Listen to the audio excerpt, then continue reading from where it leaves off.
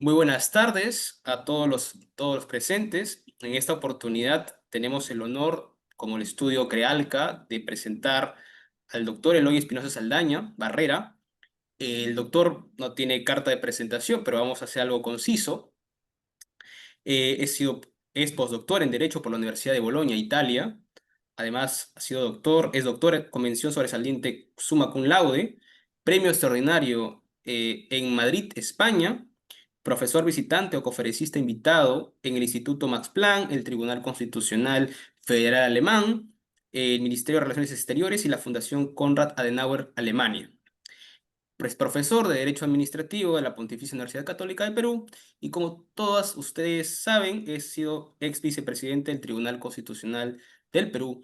Por esa razón, doctor, sin más preámbulo, le queremos agradecer nuevamente por esta oportunidad de que les permita a nuestras personas que también nos van a escuchar, que les pueda recomendar y hacer referencias y, por qué no, formarlos jurídicamente sobre un aspecto trascendental que, como bien el título de la ponencia decía, si está el gobierno Geri en condiciones de realizar la transición democrática que se necesita.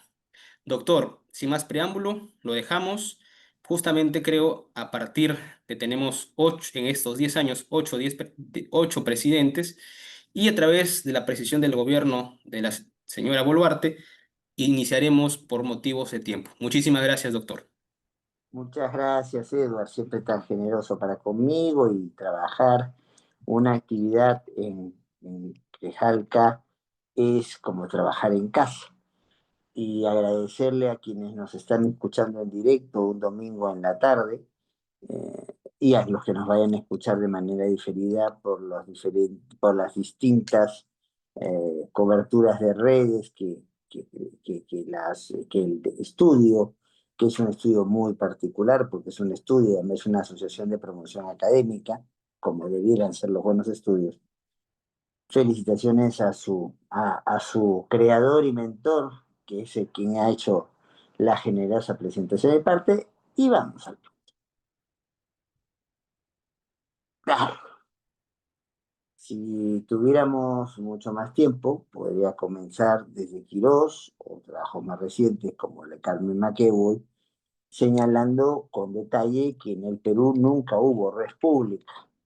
Pasamos de ser pequeños imperios con épocas de concentración imperial, Chavín, Tiahuanaco, Inca, que es la cual nos identificamos todos, y en las cuales no había sociedades democráticas, había sociedades estratificadas. Los incas, por ejemplo, te imponían su religión, su moneda, sus quipus, parte de sus costumbres, y por eso Pizarro no pelea una sola batalla desde que toma Atahualpa hasta que llega el Cusco.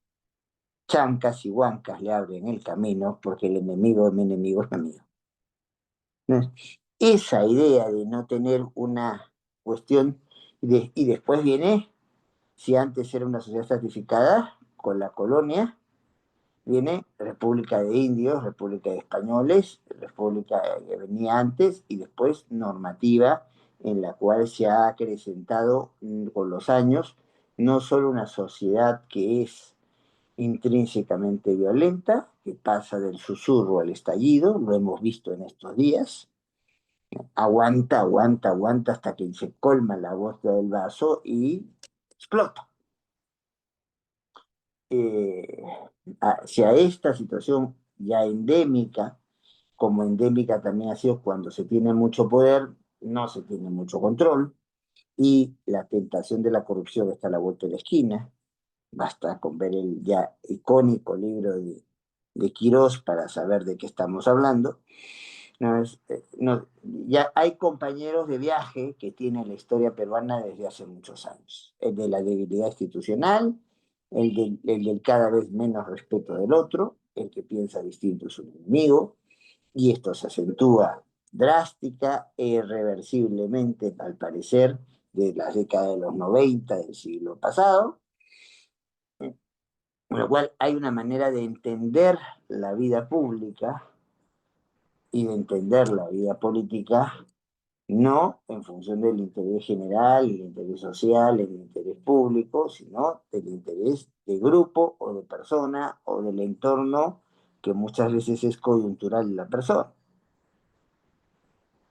Pruebas al canto, lo coyuntural que puede ser esto es la relación muy cercana, primero, y muy alejada después, entre la expresidenta Boluarte y el expresidente del Consejo de Ministros Otárola. Digamos, una demostración de manual de cómo cuando se quiebran los intereses, se quiebra absolutamente todo dentro de un entorno político determinado. Bueno, si algo ha caracterizado al gobierno Boluarte, y por estas cosas son las que me dan problemas, pero soy más amigo de la verdad que de mis amigos y asumo las consecuencias de eso, es su incompetencia, es sus diferentes niveles de corrupción, corrupción dura, sobornos, corrupción blanda, gestiones de intereses. Cualquier parecido con eso de que yo ministro, llamo a otro ministro y sabes qué, a mi ex cliente lo pones en un sitio VIP dentro de la cárcel porque pobrecito no se va a maltratar, a pesar de que su alias era medio diabólico, es solamente una coincidencia, ¿no? Entonces, eh, y un gobierno poco empático con la ciudad,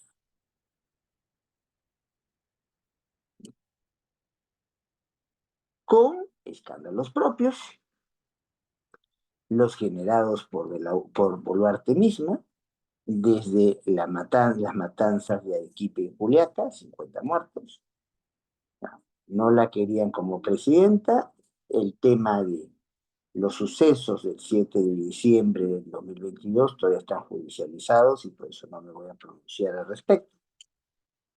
Lo cierto es que hubo un grupo de gente que a quien fue como vicepresidenta, aunque ya un pocos meses de antes se había marcado distancia con Castillo y con Cerrón,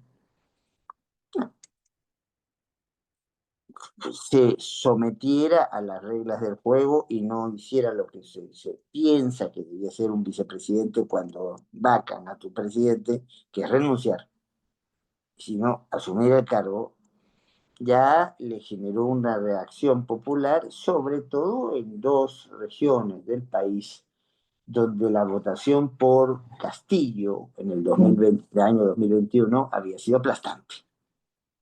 Primer problema que tiene, no lo sabe enfrentar a cabalidad, no es la experiencia de Boluarte es ser jefa de una oficina de RENIEC, una oficina local, relativamente cerca de casa, y no voy a decir dónde es la oficina porque tampoco los quiero mucho a todos, pero tampoco puedo tenerlos en casa a todos, entonces los dejo allí.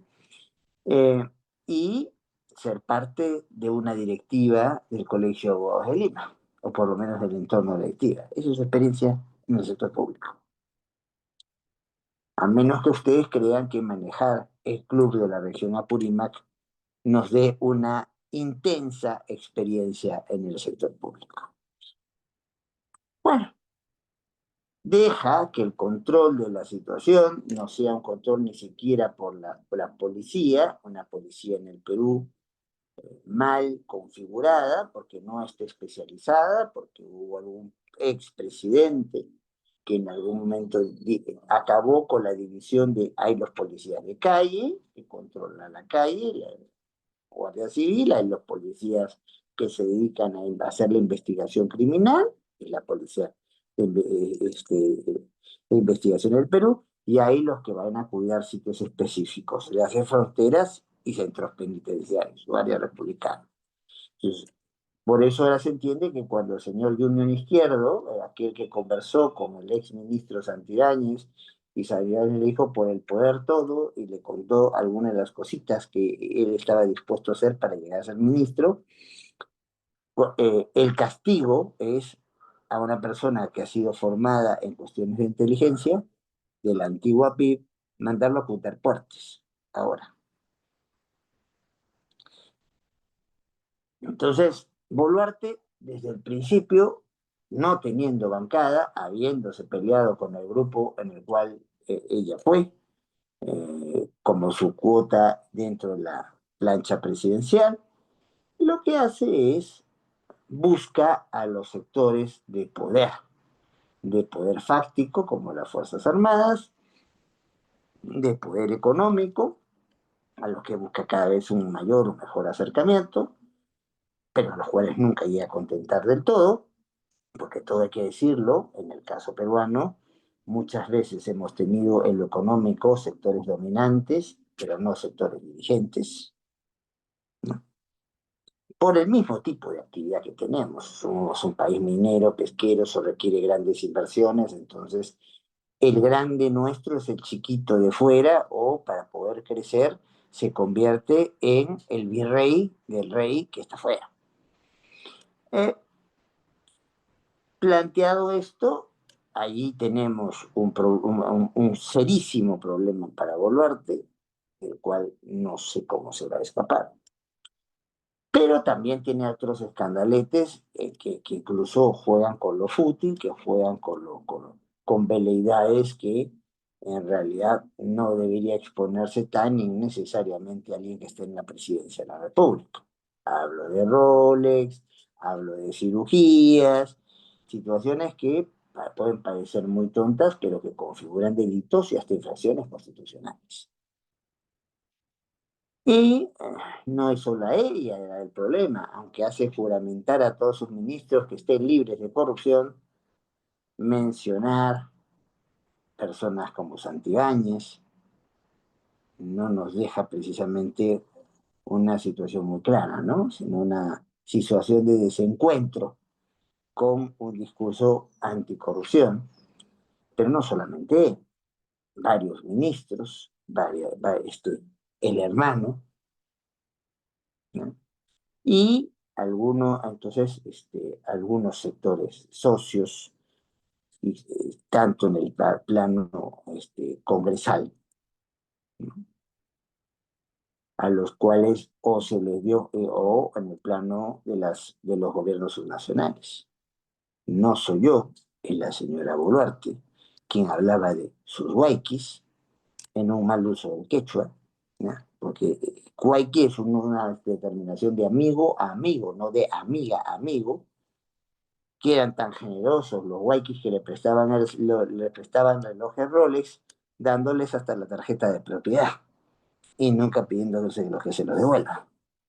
Entonces tenemos, y Boluarte entra claramente en una lógica de no estar en condiciones de poner condiciones. Cuando uno entra, sí, a un espacio de gobierno, o juega una estrategia de ruptura que hay que manejarla con mucho cuidado porque si no cubrimos todos los extremos o cometemos errores o cometemos delitos, nos van a poner tantas acusaciones, tantas inhabilitaciones como Vizcarra, ¿no?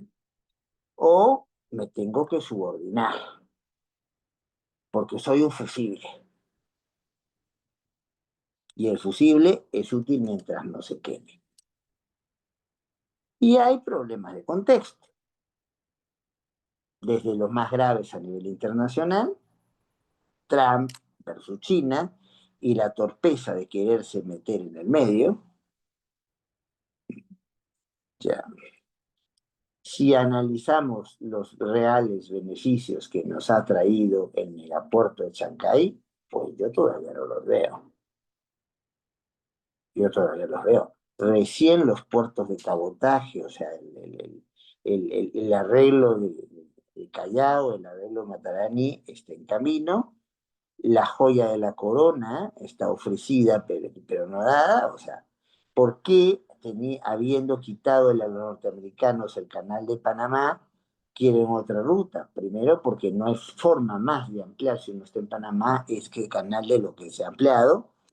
Segundo, porque es muy inestable buscar la ruta por Nicaragua, que es un país que tiene dueño y dueña, y parece que por algunos años más. Y tercero, porque salir por el Perú es la salida más directa para salir a una de las 10 economías más grandes del mundo, que es el Brasil. O sea, la ruta de la seda se enriquece con lo que queda del grueso de la Amazonía, que es el pulmón del mundo.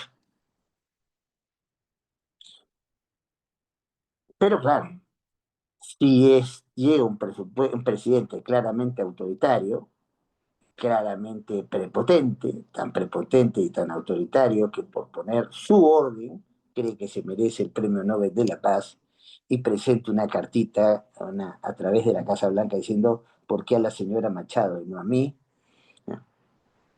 Eso es un error de perspectiva imperdonable en un Ministerio de Relaciones Exteriores que se precia de ser de los mejores capacitados del mundo. Luego, no hay un aprovechamiento de una coyuntura económicamente mundial favorable. Favorable porque los chinos necesitan cobre para hacer todas las cuestiones que están trabajando en robótica y en alta tecnología.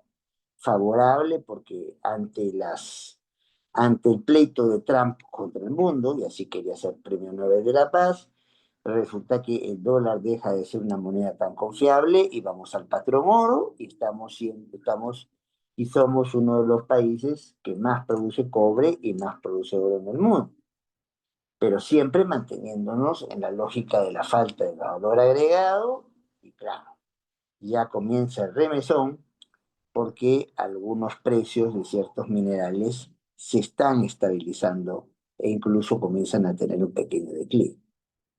Si esto se hubiera aprovechado a cabalidad, no hubiésemos tenido el 3,2 de crecimiento del PBI que se calcula a fin de año, hubiéramos podido crecer 6 o 7. Y además, lo que se ha crecido, decir que se ha mal distribuido es casi un cuento. El 70% del Producto Bruto Interno se maneja entre Lima y Callao. Hay 15 regiones del país que tienen el 30%, tienen el 15% restante, hay 8 regiones, y las otras 15, el 15%, o sea, no tiene nada. Y frente a esto hay la constatación de una falta de estrategias.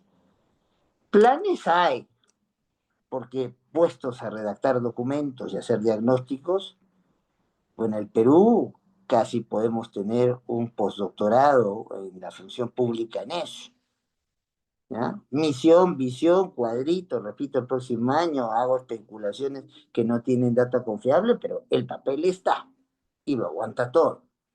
Pero realmente hay estrategias sostenidas, sustentadas, y por lo menos, si no se logra un consenso completo al respecto, hay estrategias que se puedan considerar siquiera mínimamente procesadas. Mm, yo creo que no. Yo sinceramente creo que no. Pero la clase política en un contexto de un gobierno con esas características, mientras le es funcional, camina, pero cuando comienza a haber un aumento de 128% de el número de extorsiones, cuando el crecimiento de la criminalidad llega a 19.000 millones de dólares al año y eso le cuesta 2 a 3 puntos del Producto Bruto Interno a la economía peruana, cuando ya el 51% de la población está bajo los índices de alimentación que corresponden, y cuando por lo menos 2 de cada 3 familias no puede comer una de las 3 comidas al día, ya hay descontento popular que no puedes disimilar. No hay forma, sobre todo cuando la volatilidad de los puestos de trabajo es mucha, más del 70% de la población económicamente activa no se sostiene, más que por su trabajo de día a día, no trabaja, no come, y claro, mientras la clase política se dedica a destruir, ya lo están haciendo con el mismo Geri, con razón o sin ella, se dedica ya no te matan, ¿no? Se dedica a destrozar tu imagen pública y a perder la poca o mucha credibilidad que has tenido. Puedo decirlo incluso eso con experiencia propia, 84 acusaciones constitucionales, se dice rápido, y todavía me faltan 2 años más para tener las actuaciones constitucionales. Probablemente esta conversación me traiga algunas tantas. Y luego, ¿qué es lo que entonces, se va a plantear? Un crecimiento exponencial del crimen organizado que está cada vez más organizado en todo el mundo, y si obviamente tenemos un marco institucional débil, un marco institucional con dirigencia incompetente, con dirigencia poco empática con la gente, y además con claros signos de corrupción, el acabose. Pasamos de ser el país número 40 en riesgo de seguridad del mundo a pasar el número 10.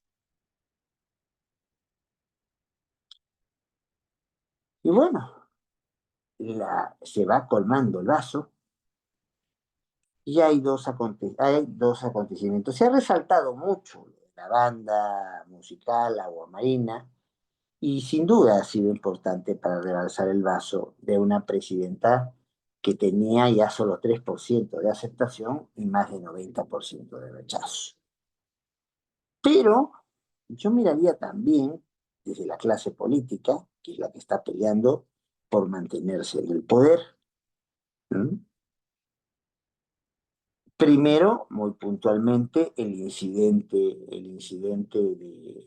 del gobernador Acuña y varias veces candidato presidencial Acuña en Huancayo, y con mayor peligrosidad el incidente del precandidato, una de las figuras del sector de esta geografía política que habla de derechas y izquierdas, uno de los candidatos de la derecha que busca ser más potentes, y la recepción nada amical que tuvo en Juliaca, desde una entrevista que parecía un interrogatorio policial y a una salida en la cual la persona tuvo que salir con chaleco, con casco, porque si no, probablemente estaríamos hablando de un Villavicencio o de un Turbay.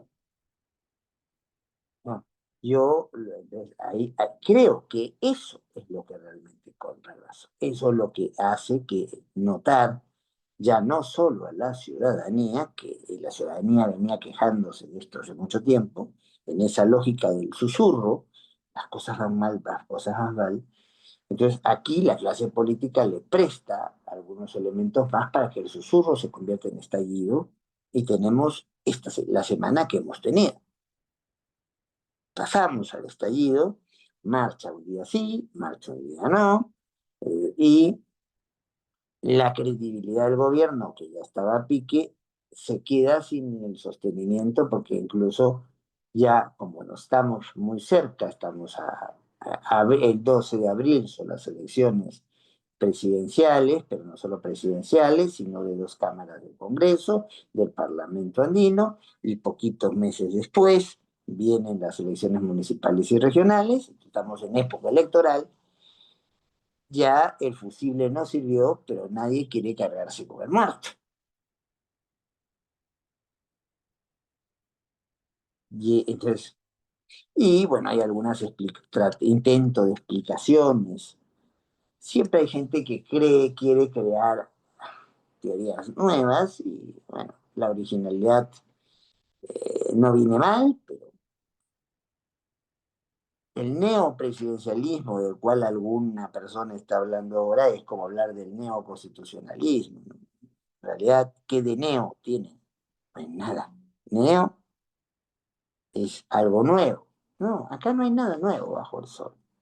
Acá lo que existe es un modelo presidencial infiltrado desde el siglo XIX por el sector del liberalismo que teníamos, que pensó que para un presidente fuerte, que era más que la copia de Estados Unidos, el reemplazante del monarca, que en realidad todas las cabezas de la clase política de la época querían ser, salvo Lamar, al cual lo suben en el primer barco con grilletes y lo deportan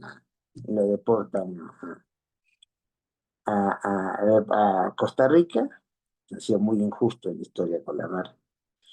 Y de allí lo que tenemos es un esquema presidencial al cual se le insertan instituciones de parlamentarismo, con un presidente o presidenta con muchísimas más competencias que el presidente norteamericano, pero, cuando las elecciones presidenciales se hacen coincidir con las congresales, basta ya de hablar de parlamento en el Perú, somos un modelo presidencial y es penoso que algunos profesores y profesoras universitarios le enseñen esto a los alumnos y alumnas de la Facultad de Derecho.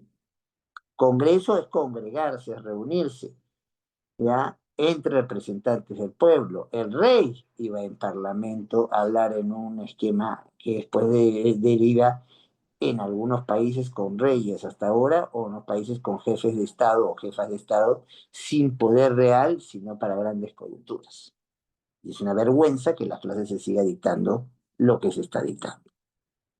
Bueno, el Perú es un esquema de presidencialismo, un típico esquema de presidencialismo latinoamericano, en este momento con un gobierno débil, con Boluarte prácticamente raquítico y con un Congreso fuerte. Un Congreso que, a diferencia, por ejemplo, de lo que podían ser partidos muy organizados, ideológicamente en su momento, y a lo más estamos hablando de cascarones que tienen un dueño o una dueña y que se mueven no por consideraciones de proteger un interés social, o sea, de un grupo de los distintos y de los más vulnerables, no por un interés público, un interés del público, no por un interés general, o sea, una preocupación con proyección hacia futuro, no. Acá importa el grupo, acá importa lo que manda el jefe de grupo, y el jefe de grupo se junta con cuatro, o jefa de grupo, con tres o cuatro jefes de grupo, y le hacen sentir a una presidenta que no tiene bancada, que es nada, que en realidad es una subordinada, y ya, a la cual le advierten que no tiene que tener ministros ni ministras, sino secretarios, ministro que destaca mucho, ministro que se va, sea de la línea que sea, ¿no? Porque claro, el ministro ideal es aquel al cual le llega un proyecto con el cual no está de acuerdo, pero le dice, presidenta, no lo observe, porque igualito lo van a sacar con la mayoría congresal, por insistencia. Y eso es lo que explica en buena medida la comparación entre lo que fue el Ministerio de Economía y Finanzas y lo que es en la actualidad. Pues ese es el cuadro que se nos deja. Un país al garete. Por más que la señora Boluarte, en todos sus discursos y en el último, que nadie terminó de escuchar, porque hasta el canal oficial la cortó, a rey muerto, repuesto, comenzaron a poner la ceremonia de Geri. Eh, yo sí he tenido oportunidad de escucharlo y es más de lo mismo. Una evaluación sin autocrítica, señalando que se encontró el país en escombros, que se ha hecho mucho, que no tenemos problemas de corrupción y que en realidad son campañas malintencionadas las que tratan de ver en nosotros y nosotras problemas que no existen. O sea, es todo un armatoste para llevarme al 3% de aceptación ciudadana y al 90% de rechazo. Y es todo un armatoste que hace que cuando no necesite poner ningún guardián en la puerta para que se vaya a Palacio y ella se va calladita con sus ministros a su casa en Surquillo. Palacio, barrio presocrático de Lima. Ahora, ¿quién es Gerí y por qué llega Gerí? Yo recuerdo, decía, esta cara me parece conocida. Cuando comenzaba mi carrera docente, me abría espacio en diferentes universidades. Ahora, por cuestiones de salud, trato de ser más, no selectivo, pero más centralizado. Y dicté una época una universidad que ya no existe, que es la Universidad Garcilaso de la Vega. Esta universidad en esa época tenía un convenio muy interesante de alumnos que en realidad eran alumnos, la cuota femenina era inexistente en ese caso, un convenio con la Policía Nacional para que algunos de los oficiales de la policía pudieran estudiar la carrera de Derecho. Y a esos alumnos se les mandaba en el turno de noche.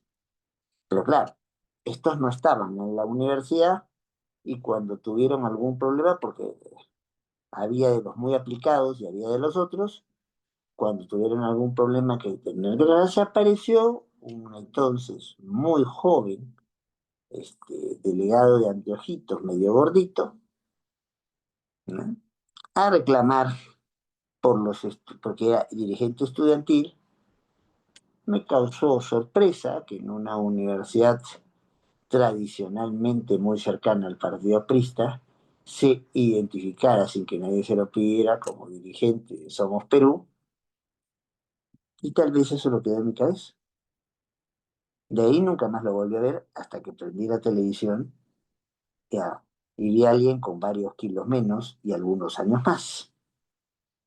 No he tenido mayor contacto con él, más que lo que se puede dar.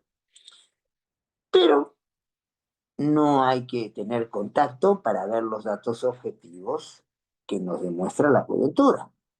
Gerí es un dirigente desde la época estudiantil de su partido, Somos Perú, de Gloria, con gente que sale básicamente del Partido Popular Cristiano, bajo el arrastre y la visión importante de Alberto Andrade de meterse en los temas municipales, que sostiene, a pesar de la muerte de Alberto Andrade y la gestión controvertida de Fernando, su hermano, la subsistencia. Después tienen un problema interno muy fuerte, se pelea Fernando con la esposa, la viuda, y las hijas de Andrade, y finalmente lo que formalmente ocurre es que el partido literalmente se vende a una señora de apellido Lee, con la cuestión está muy ligado el señor eh, Geri. Y eso le permite ser secretario de Juventudes, escalar muy rápido la estructura de un partido pequeño. Y cuando Vizcarra, ya está, el expresidente Vizcarra está en sus olas bajas, ya no tiene partido, pero quiere volver a la vida política por el Congreso, se junta con Somos Perú, es obviamente, porque Vizcarra genera pasiones, pero genera también resistencias mayúsculas, es el congresista más votado, en un congreso que todavía seguía siendo unicameral, el congresista más votado para las elecciones más recientes a nivel congresal, que ha sido las del año 2021, pero ya tenía una habilitación y parece que va a seguir coleccionando más hasta que en algunos de los casos, ya sea por el gobernador por Moquegua o por su gestión presidencial, consigan condenarlo. Por lo pronto, la inhabilitación para lo congresal está allí y se repite cada cierto tiempo. Obviamente no pudo asumir y entra Geri como su accesitario, con unos 11.000 votos. Eso no dice mucho, ¿eh? Tampoco. Vale, cuando vemos la situación de otros presidentes de transición, parece que uno de los requisitos del presidente de transición es ser una figura que genere un consenso, y parte de ese consenso se da porque no tiene peso político propio, ¿ya? Y arrastre propio. Veamos el caso de Paniagua, señor con muchos méritos académicos y políticos, pero que era el congresista menos votado en el Congreso que cierra sus puertas en el año 2000.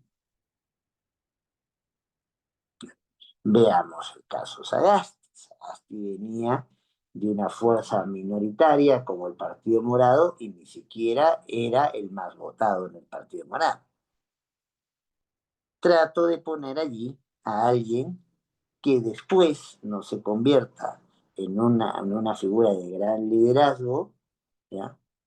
Porque le falta partido y en algunos casos le sobran los años, no es el caso de Geri, para que pueda ser un candidato a la presidencia de la República. Y solo hablo en términos masculinos porque los gobiernos de transición en el Perú han estado encabezados por hombres. El primer gobierno que está encabezado por una mujer es el gobierno de la recientemente vacada presidenta Boluarte. Bueno, pues Geri tiene una labor importante por los cupos que hay entre las bancadas en la comisión de presupuesto, pero allí es donde comienzan a generarse los problemas, acusaciones de que él habría recibido dinero por poner y quitar algunas cosas de líneas presupuestales. Lo cierto es que existe un desbalance patrimonial que no puede explicar. Lo cierto es que cuando entra a la gestión tenía más o menos 100.000 soles en bienes y hoy tiene un dúplex en el distrito mesocrático de Jesús María, pero también tiene una casa de playa en Punta Hermosa y tiene un terreno por construir en la zona sur de Lima, que para quienes conocen el percal del país es la zona de proyección turística y urbanística más importante que existe en esta gran conurbación que se come casi todo lo que puede dentro del país. Luego, han habido, bueno, yo no voy a entrar en el detalle de que parece que el señor Geri, que es un hombre soltero y sin hijos hasta donde se conoce, tenga una afición especial por ciertas páginas donde aparecen ciertas niñas con muy poca ropa. Pero no es parte del análisis político, es parte del análisis, si se quiere, farandulero, pero lo cierto es que ha tenido acusaciones de acoso e incluso acusaciones de una eventual violación. Cierto es decir, lo que toda persona, acusaciones del sector público no las tiene todo el tiempo y no todas son necesariamente correctas ni justas. Y lo cierto también es que en el caso más grave, el de la violación, ha sido absuelto de todos los cargos por el entonces fiscal supremo y hoy fiscal de la Nación interino, Tomás Alain Alves, que por cierto fue uno de los primeros en ir a visitarlo.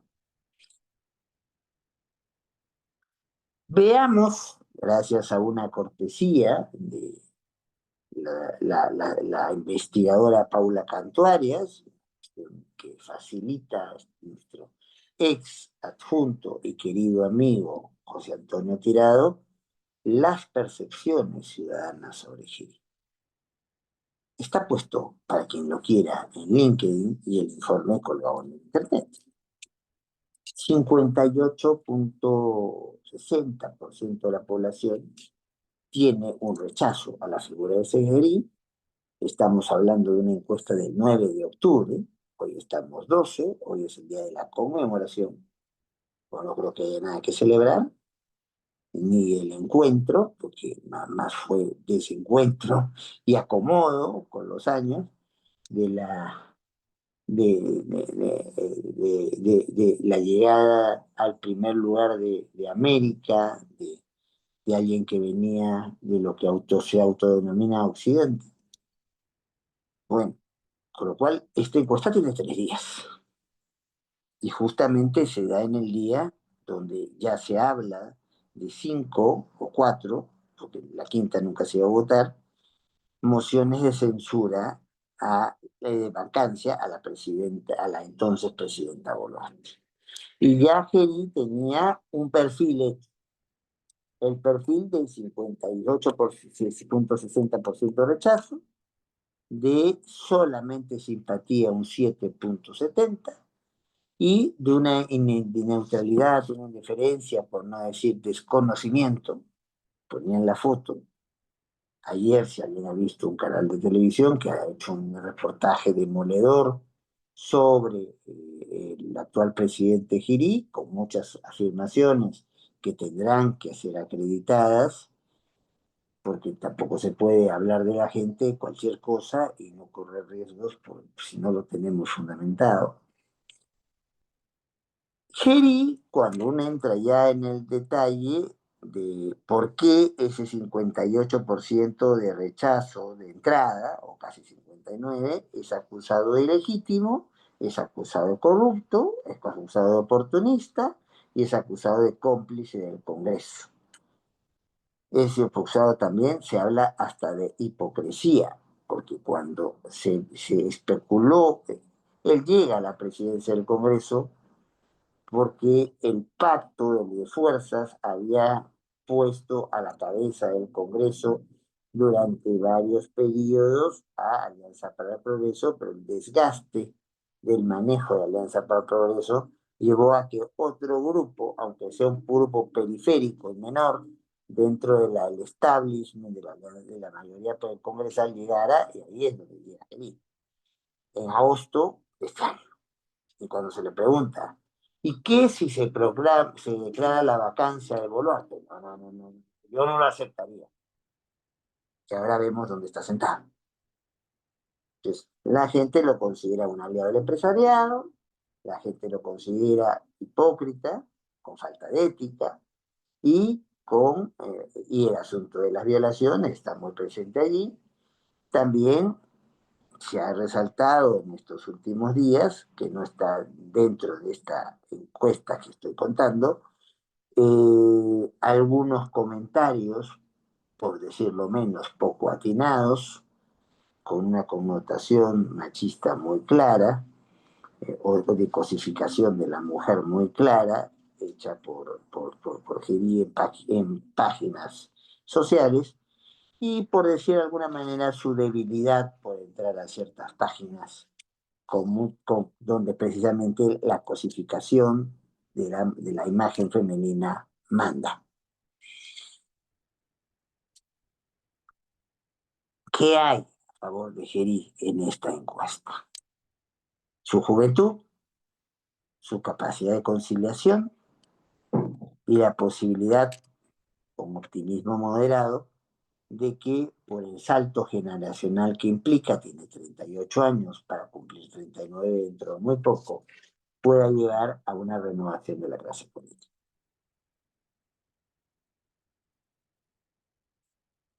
Primero hay que acreditar las cosas que se están diciendo sobre él. Imputaciones yo puedo cargar mil. No olvidemos lo que somos, pintamos ya canas en el grupo, como algún periodista que hoy se presenta como defensor de la legalidad y defensor de las buenas costumbres. En ese momento al presidente Paniagua le dijo un montón de situaciones que no eran ciertas, y Paniagua, que no era aguantar pulgas, le dijo que era un miserable, se paró y lo dejó solo en el set. No toda acusación hay que creérsela, pero sí hay elementos que no parecen de primera impresión haberse escogido al mejor. Y la situación no está clara tampoco en los otros partidos. Era evidente que el juego de Fuerza Popular era tener siempre la primera vicepresidencia para no quemarse con la candidatura, y que su candidata natural, la primera con la candidata a la presidencia del Congreso, de la primera vicepresidencia, dominar desde ahí el Congreso y abrirle camino a la candidata natural del Fujimorismo, que es Keiko Fujimori, que iría por la cuarta candidatura a la presidencia de la República. Pero ocurre que en esta vez la intención era no tener nada de nada, porque a diferencia de todos los pronósticos anteriores, no es la señora Fujimori quien está encabezando las encuestas, y no es la señora Fujimori la que tiene el respaldo institucional de las organizaciones básicamente europeas, de grupos de extrema derecha. La última reunión que han hecho, a quien han invitado a César Señor López Aliaga, que por cierto está a 3 puntos por arriba de lo que tiene la señora Fujimori. Pero cuando llega el momento de la verdad, se plantean, el paquete era completo, no solamente se iba a hacer lo que se hizo en su momento con Merino, se iba a hacer lo que se hizo en su momento con Paniagua, se iba a hacer lo que se hizo en su momento primero intentó con Rocío Silva Esteban y después se consolidó con Sagasti. Se censura a quien es presidente, entonces se vaca a quien es presidente, perdón, para decirlo con claridad, y se censura a la mesa directiva de turno para que entren otras figuras, porque una cosa es el trámite de una situación de transición, donde su nombre Dios dice hay que priorizar y hacer muy pocas cosas y tratar de mantener más en orden el escenario, que una gestión de gobierno en unas condiciones normales, si existe lo normal en las condiciones normales, pero asumiéndolo. Pero acá el paquete viene incompleto. La idea no consigue consenso, la idea de Fuerza Popular era que primero había planteado a través del mismo vicepresidente, entonces el primer vicepresidente Gonzalo Pilosi, no vamos a la censura, vamos a una situación de hacer una ley marco para poder hacer los cambios necesarios en el país, o sea, un embrión de constitución dentro de la constitución que se decía que era intocable y que sobre todo el Fujimorismo se ha encargado de modificar cuantas veces ha querido.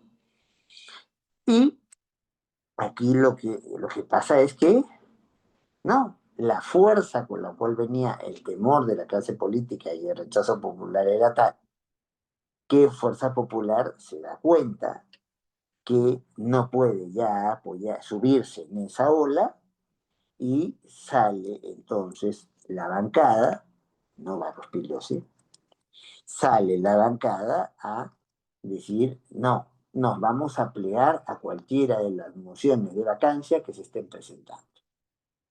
Que en ese momento eran ya por lo menos tres, terminaron siendo cinco, una llegó muy tarde, no se discutió en la famosa noche eh, en la cual se dio todo esto. Entonces, no había un consenso en todos los extremos de lo que se estaba discutiendo. Había un consenso que se vaya la señora Boluarte, pero no había un consenso quién era el recambio. Y por eso, en buena parte del debate, Giri no estaba haciendo llamadas y coordinaciones. Por eso es que hay el amago de Fuerza Popular de decir no se vote ahora, se vote mañana. No hay casualidades en la vida política peruana.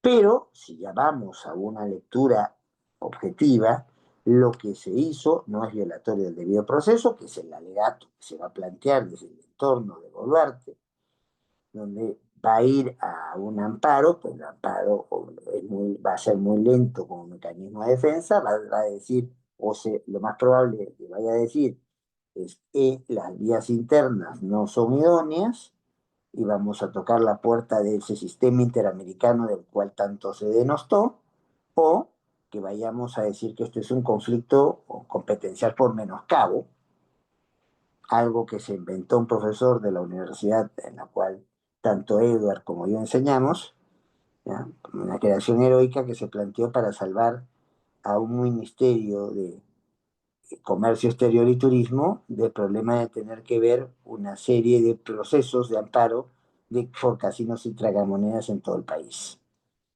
Y terminó con el asunto del competencial, no siendo el proceso contra quienes habían recibido las autorizaciones del casino, sino contra la institución que tenía los jueces y juezas que habían dado esa autorización. Con lo cual, si tú recibiste, cualquiera de ustedes, recibió un casino en Oxapampa, ya, cuando el casino funciona en Lima, cosa que es irregular, pero si lo recibió en Oxapampa y funciona en Oxapampa, lo mismo. Si su situación era sometida a evaluación en este proceso competencial por menoscabo, en el cual yo no era parte, y probablemente ni me enteré que estaba siendo incluido, y me encuentro con la resolución del tribunal diciendo que ya no tengo casino o no tengo moneda. Esa puede ser una alternativa si no se quiere fugar en un escenario en el cual se ha gastado. Pero es muy claro el discurso del sector Boluarte de señalar que hay violación del debido proceso. Y no hay violación del debido proceso, porque hay un procedimiento para tenerlo fresco. El Congreso se maneja con un reglamento que en el fondo tiene grado de ley, que es el reglamento del mismo Congreso.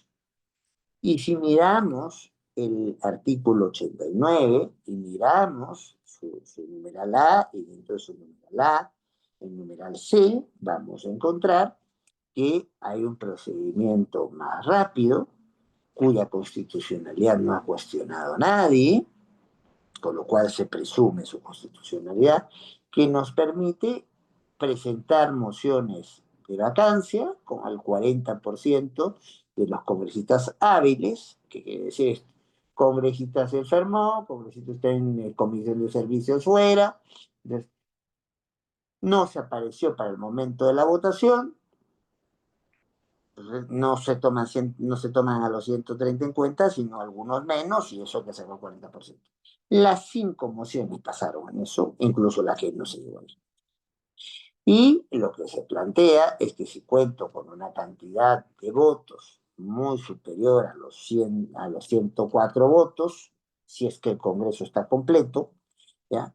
Y un poquito menor, si el Congreso no tiene una sesión de pleno completa, puedo hacer un trámite abreviado, que es el que llame de inmediato al presidente o a la presidenta a la cual se quiere vacar, para que tenga una posibilidad de hacer sus descargos una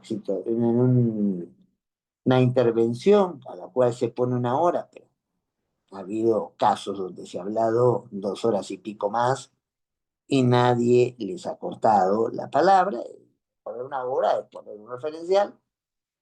Y solo si no se consiguen los 104 votos es que se pasa a poner esto a la congeladora durante un plazo que permitiría que recién esta semana que está comenzando podría comenzar a verse las mociones de vacancia que se plantearon. La norma es muy clara. Desde el tercer día después de que se presentaron, hasta el tercer día hábil después, hasta el 10.º día hábil después. Pero claro, si la norma, que no es declarada, ha sido declarada inconstitucional, te permite, ya tengo para presentar y ya tengo para votar de inmediato, que alguien me explique dónde está la violación del debido proceso. Una cosa es que probablemente yo no hubiese escogido a una persona con los cuestionamientos, ciertos o falsos, que tiene el señor Geri, que pueda buscar cualquier otra persona allí, pero su nombramiento está dentro de lo constitucionalmente posible. Ahora, ¿qué puede hacer Geri? Yo creo que no mucho.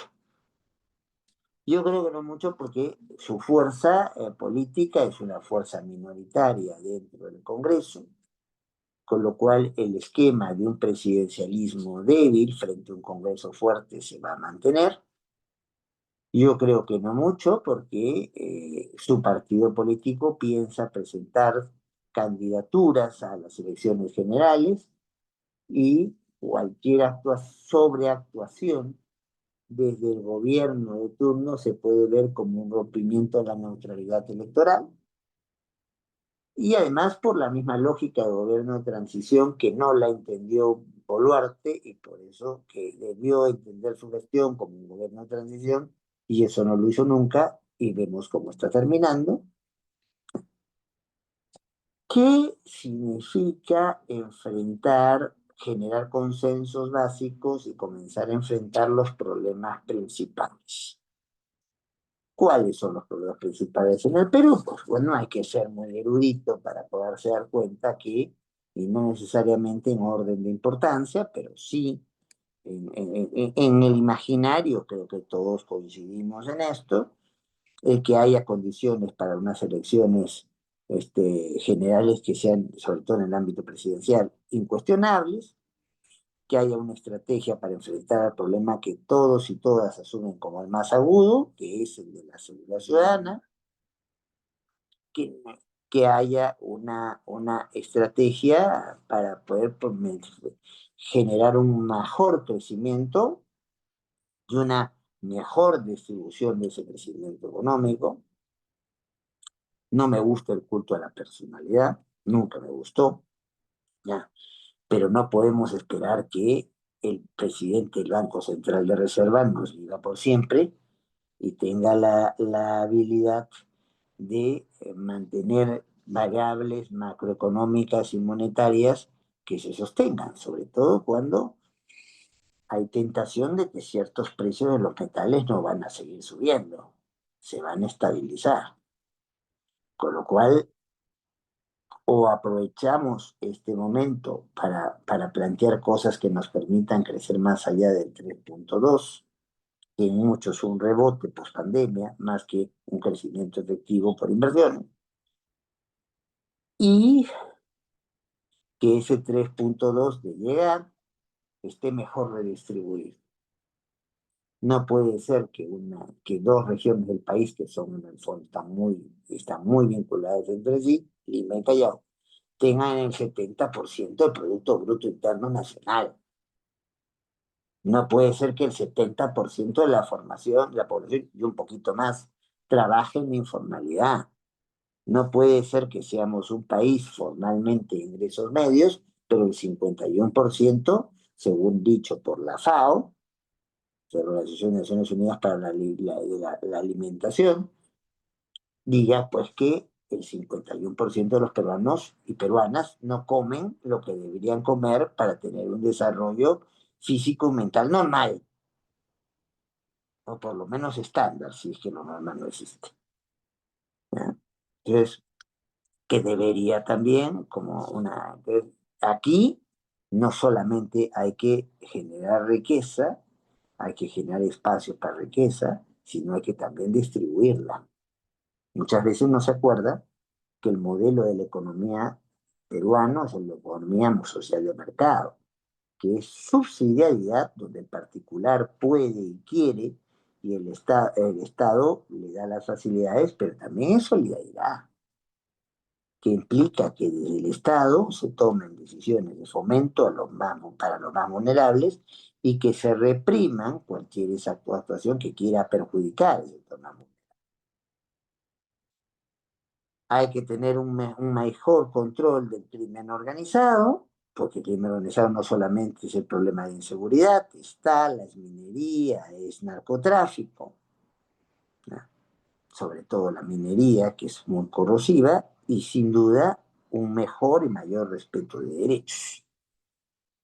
Hemos vuelto a ser el país, porque por lo menos Venezuela ya se fue, y Nicaragua nunca estuvo mucho, hemos vuelto a ser otra vez el país figura, el país más que genera más preocupaciones en el sistema interamericano, que en realidad es iberoamericano o latinoamericano, de protección de derechos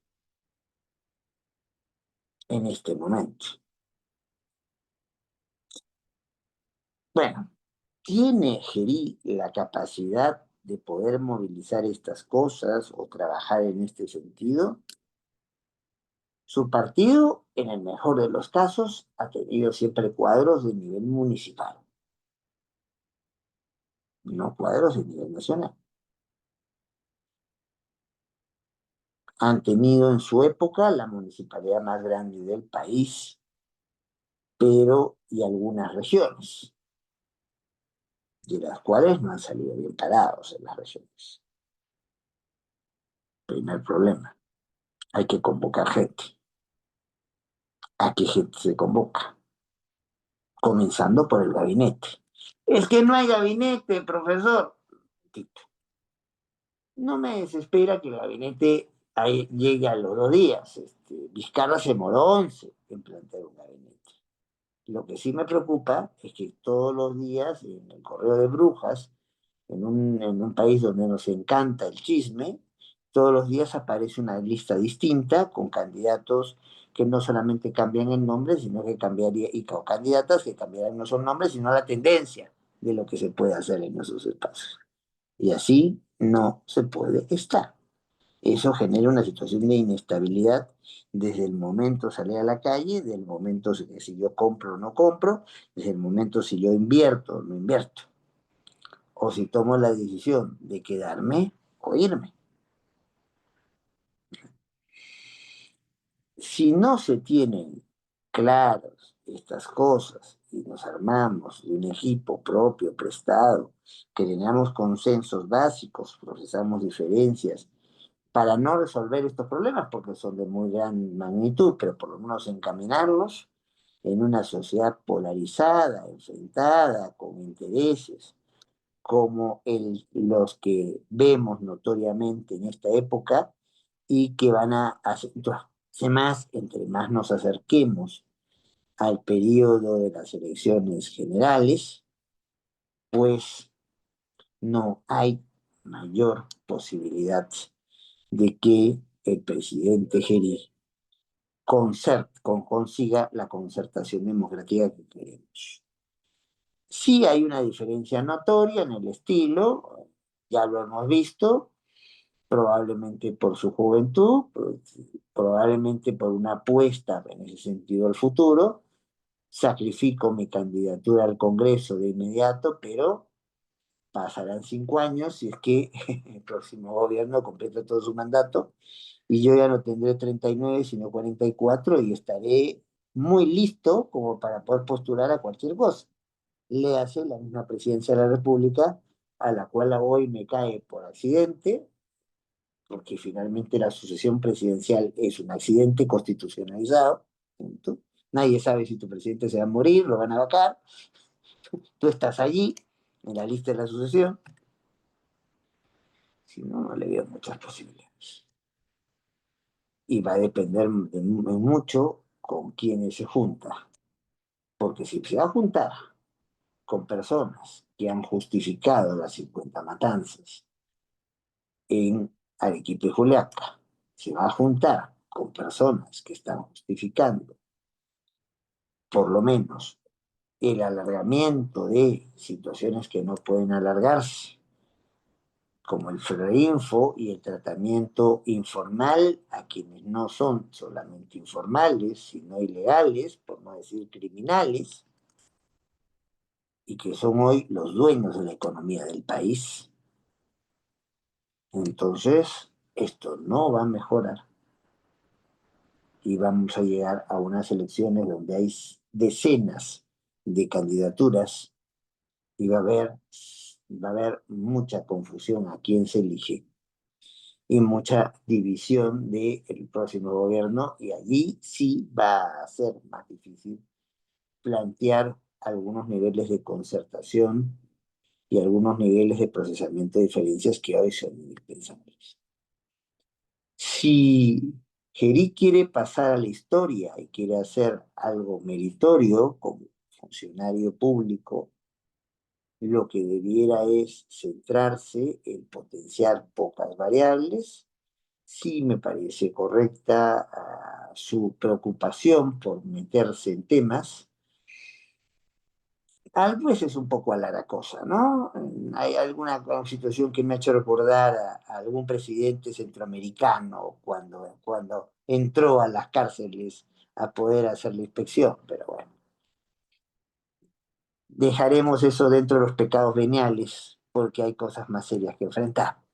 Ahora, pero si no ponemos claridad en que asegurar elecciones limpias, no ponemos claridad en una estrategia contra la inseguridad ciudadana, que viene, no ponemos orden en lo que se puede decir el manejo de la economía y la redistribución de lo que se tiene en la economía, si no vamos a controlar al cada vez más organizado crimen organizado.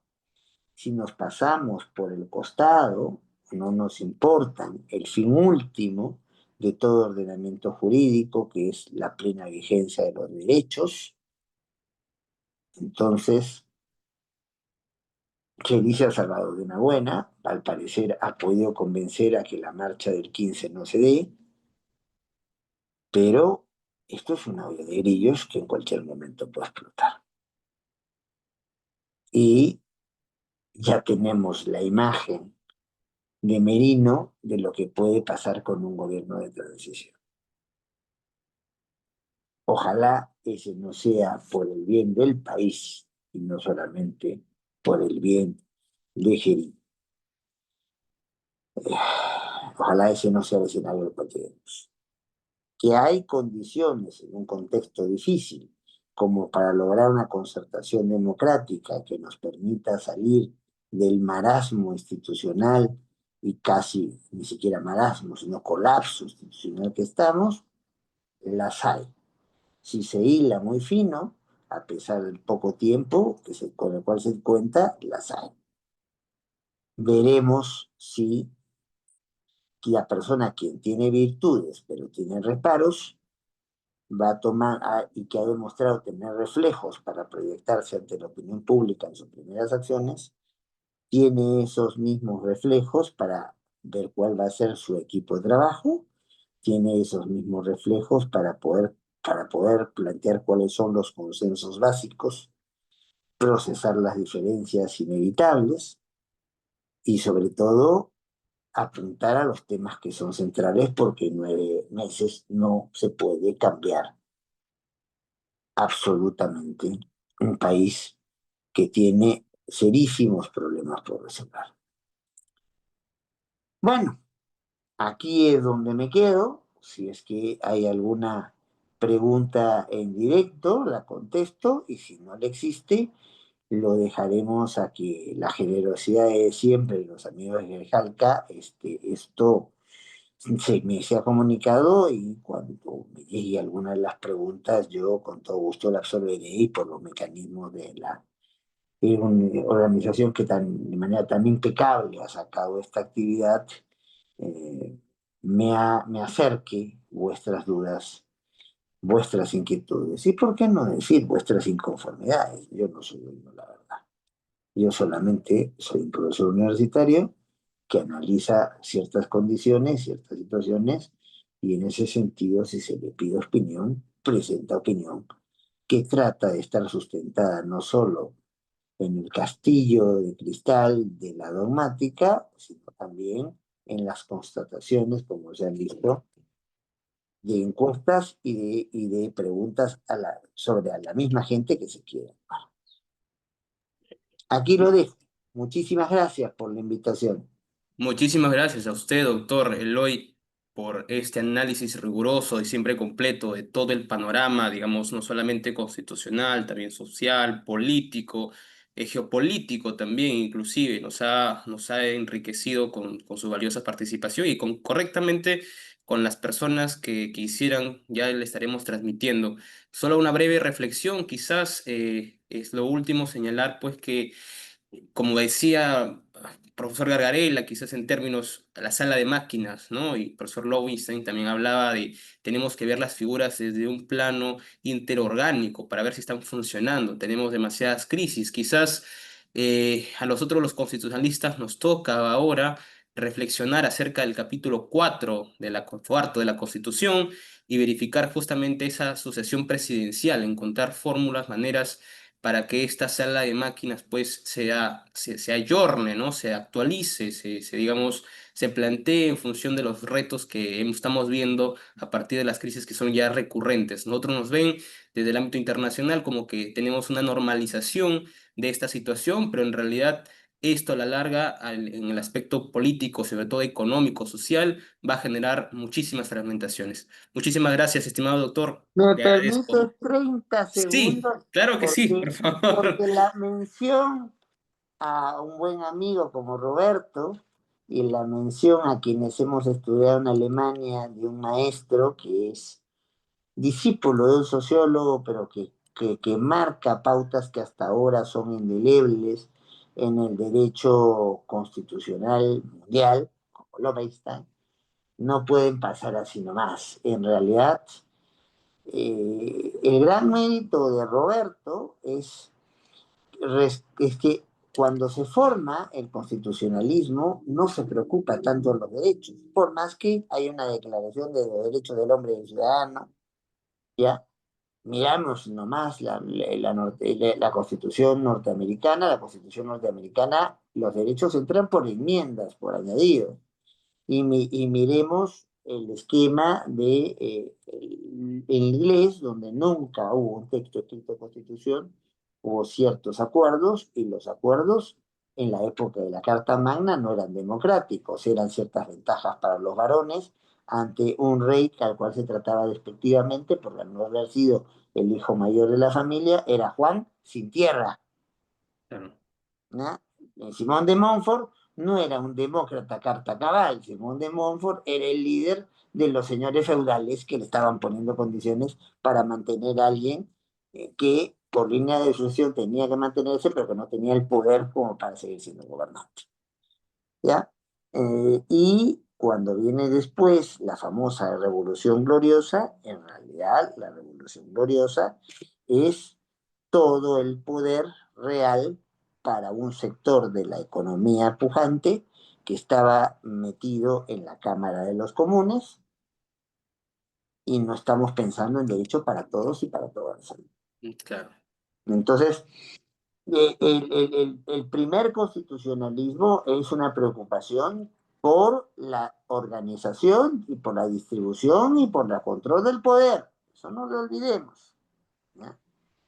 La misma famosa sentencia Marbury versus Mason no se preocupa sobre los derechos de Marbury y los cuatro jueces que discuten. Mm. Lo que se preocupa es De la Corte Suprema. exactamente cómo se posiciona la Corte Suprema cuando le están reclamando que actúe por una ley orgánica, lo que sería nuestra ley orgánica del Poder Judicial, que va en contra del texto de la Constitución. Esa es la Ujú. discusión finalmente. Entonces, la preocupación por los derechos viene mucho después. Claro. ¿Ah? Contextos sociales, ¿no?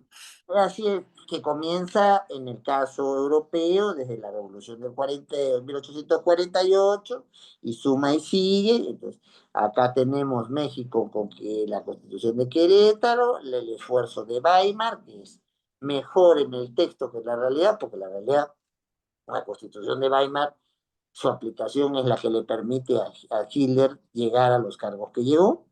Después mandó al último cajón a la Constitución de Weimar y quemó el Congreso alemán. Se acabó. Entonces, pero eso sí hay que tener claro. Entonces, el mérito de Gargarella, que es más que un profesor de Derecho Constitucional, un profesor de Filosofía de Derecho, es rescatar la importancia de la parte orgánica de la Constitución y cómo incide en la dinámica constitucional. Y de ahí el famoso libro del Salón de Máquinas.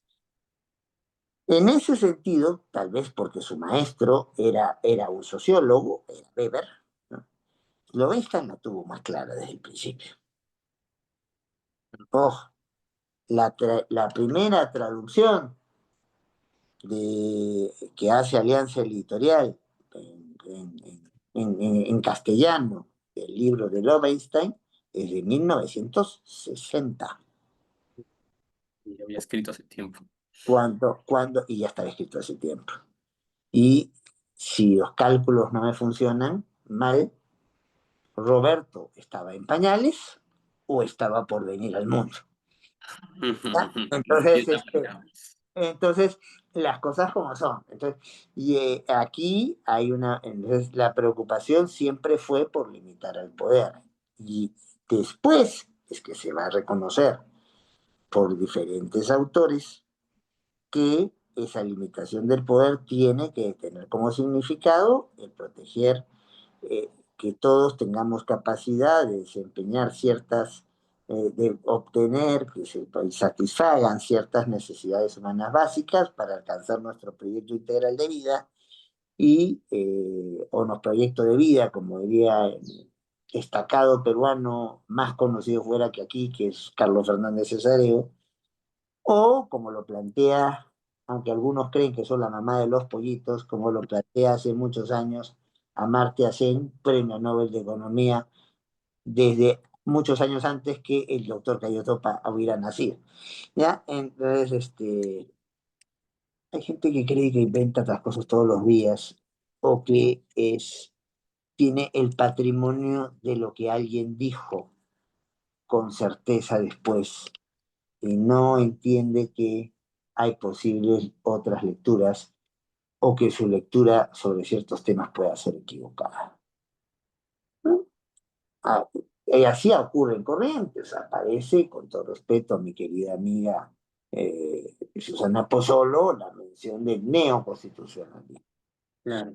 Y ahora vemos cómo aparece el discurso del neopresidencialismo. Y ese neo, que significa nuevo, que de nuevo nos da. Lo dejo ahí. Será tema para otra conversación, seguramente. Y es Listo, que, estimado doctor. Muchísimas gracias nuevamente y le agradecemos. Ha sido realmente un honor valioso tenerlo y esperamos pues contar con su presencia en otra oportunidad. Cuídese mucho. muchísimas gracias y hasta siempre. Sí.